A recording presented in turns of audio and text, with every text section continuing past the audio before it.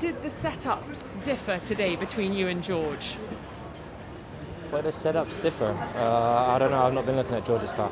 I'm so sorry, I can't hear you. I've not been looking at George's car, so... Okay, you weren't trialling different things on the... We were trialling different things, yeah, but I've not been following what he's been doing. I've been trying to... No worries. Focus on the problems I have on my side. And when it comes to problem solving, of course you guys have done this before. Last year you problem solved. Can you compare the two and how perhaps you're problem solving in different ways? Well, we've had small problems in the past, relatively compared to this year. We've had much smaller problems. We're faced with much bigger problems this year, and everything we do to try and kind of fix it doesn't really change that. So it appears that it's probably going to be a more longer term fix. So yeah, nothing in the short term.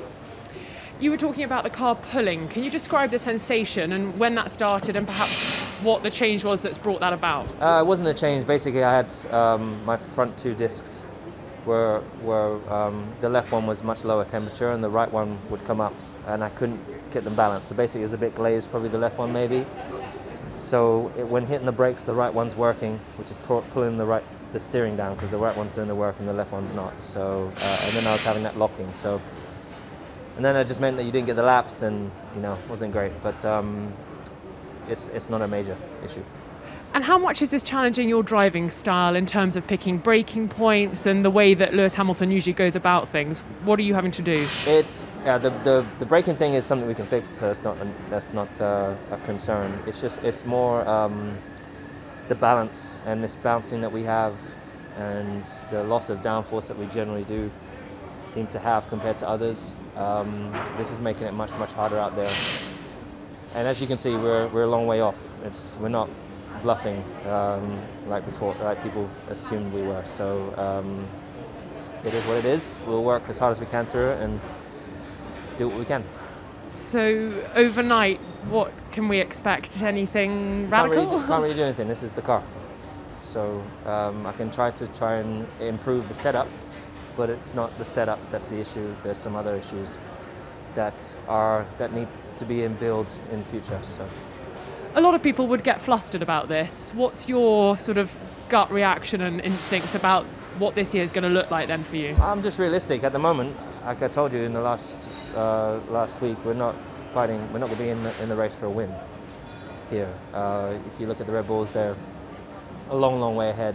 It's in the region of 8 to 9 tenths ahead of us, and the Ferrari is probably something like half a second, six tenths ahead of us. So we're fighting and scrapping with whoever's behind them, and yeah, it's my mindset's still just trying to be the best I can be, get the most out of the car, and yes, it's not ideal, but it is what it is, and we'll pull together as a team, unite, and try and fix it.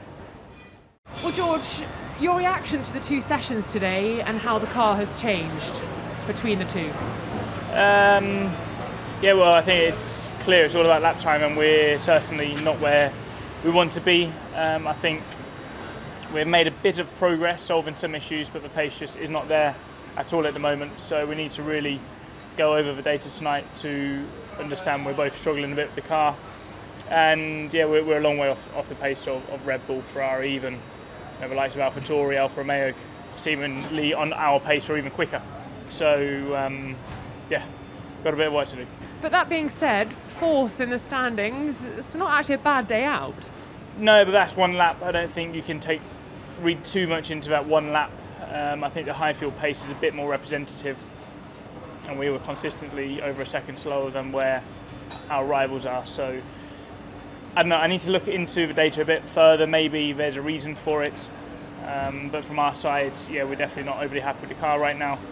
And we've got some work to do, but if anyone can, our team can. So let's see. And then just finally, you were saying the car was a bit more sensitive today, especially in the wind. Does that mean it's becoming a bit more nimble, or it's just reacting differently? Yeah, I don't know. It was definitely windier today than it was last week, and I think that caught us by surprise. But there's so many changes. We're driving at a different time of the day. We're trying, trying lots of things on the car to try and improve the performance. So there's so many factors we need to weigh up.